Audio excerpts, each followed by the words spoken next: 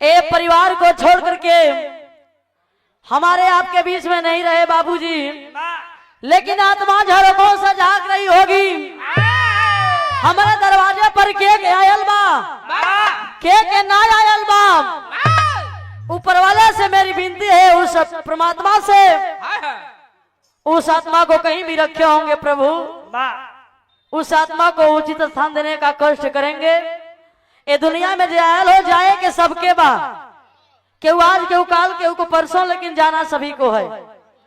तो हाँ महू जावा एक दिन आए, काहे से कहते हो भैया। तब समय भी काफी हो गई बा।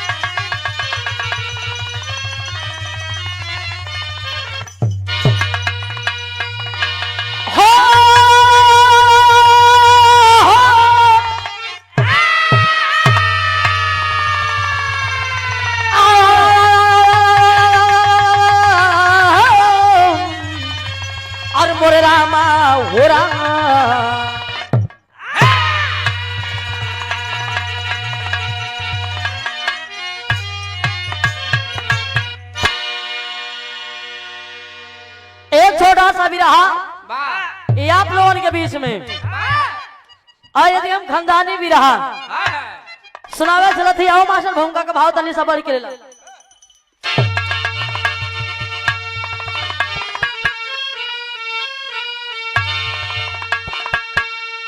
तो कर दिए लाल पावन लहू से धरा, सब करना जवानों कहीं करी मत, जान जाए भले साल बात पर मरना मिटना यही धर्म था। आल्हा उदल महोबा के शेरे बबर अलग के देखो अमिन की झनकार, अरे राम किरण झुके ना कभी जिंदगी में, मुसीबत में दुर्गा भी तैयार थी।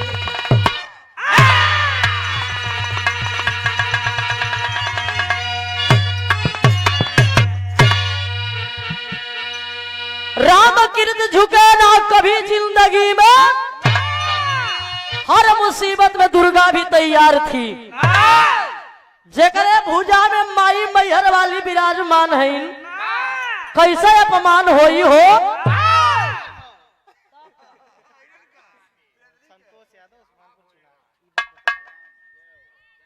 संतोष कुमार यादव जी उस्मानपुर चुनार के पावन धरती से, और मोहन यादव के शिष्य हैं आप। अच्छा ओकरा आगे न कह भैया। 100 रुपया पुरस्कार दे करके सम्मान के चरणों में प्रणाम, आशीर्वाद की कामना है। वाह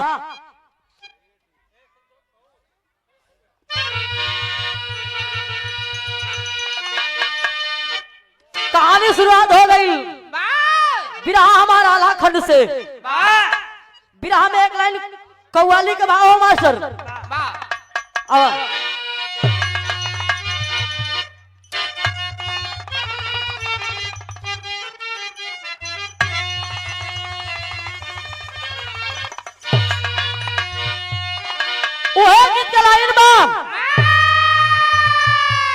अपने जवानी के आलम में स्वर्गीय रामदेव गुरु जी गौलन अगाई के दुनिया से गैला। कहाँ जाबे हम? अरे यार हम अपने घरे बदे कहते हैं कि अच्छा देखा वैसे हम तो देखबे ना कैली। जैसे बिरहा के सम्राट गवैया स्वर्गीय बुल्लू गुरुजी, स्वर्गीय रामदेव गुरुजी, मिर्जापुर के स्वर्गीय पंधारी दादा, तमाम कलाकार हो, लेकिन हम लोगन के देखले ना रहली। बाबू लोग बतावा कि ऐसे ऐसे गावत रहन लोग, ऐसे रहला। समय तू पेटे में रहलू। तू कैसे जाना हम पेटे में रहे? हां तहा बाबू बताए रहे। मेरे बाबू के घर पूछा ए भैया कैसे गावे मास्टर साहब बाबा?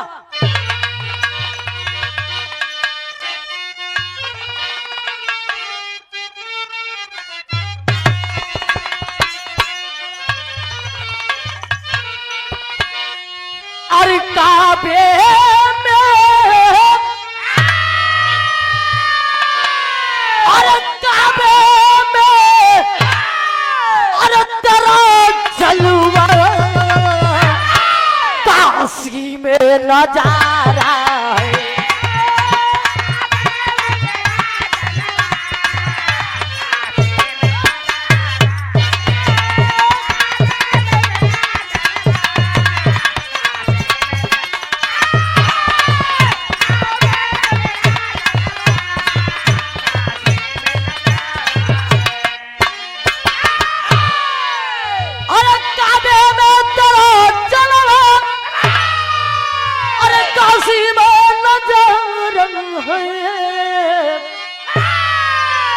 अरे वो भी हमें अरे प्यारा,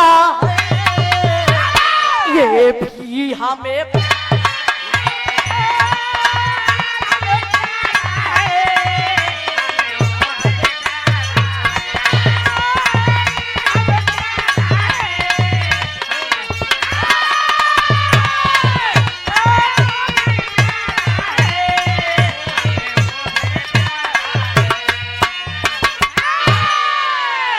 बिरहा में भाव लिखल गल कैसे?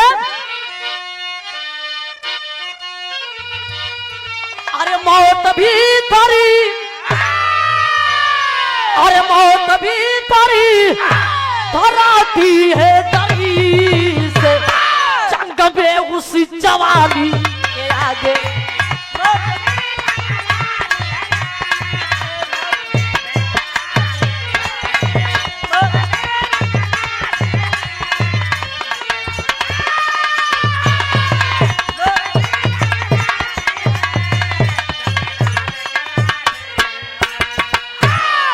और एक सुंदर पुष्पहार सादर 100 रुपया पुरस्कार शोकाकुल परिवार से।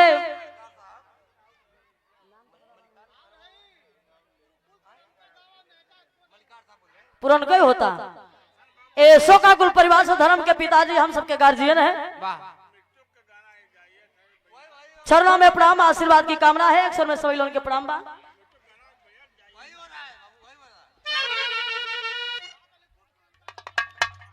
ए भैया अरे मौत भी थर थराती है डर से, अरे जंग में उस जवानी के आगे, अरे टिक सकाना, अरे टिक सकाना कोई भी रुपा देगा तूफान के आगे।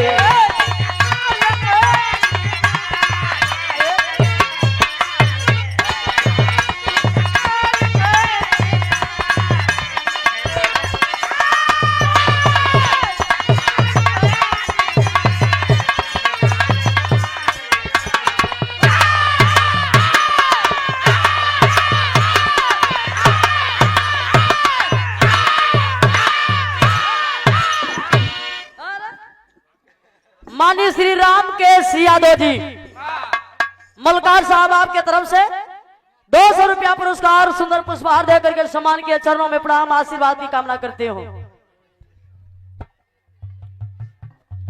कहानी शुरुआत हो गई। मास्टर शायर का भाव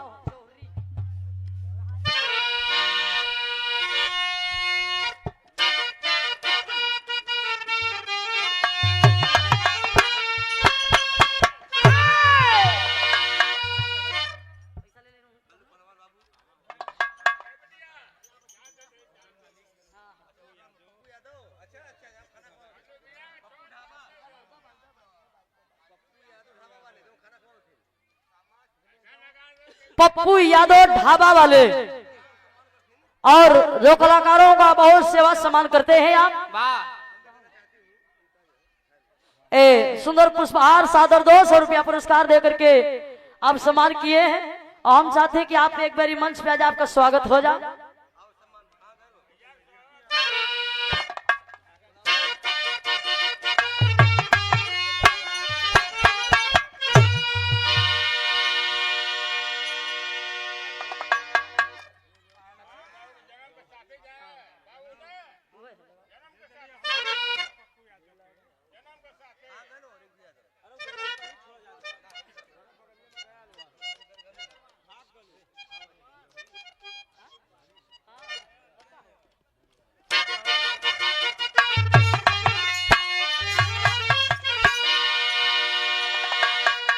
था जंग खिलौना जिनका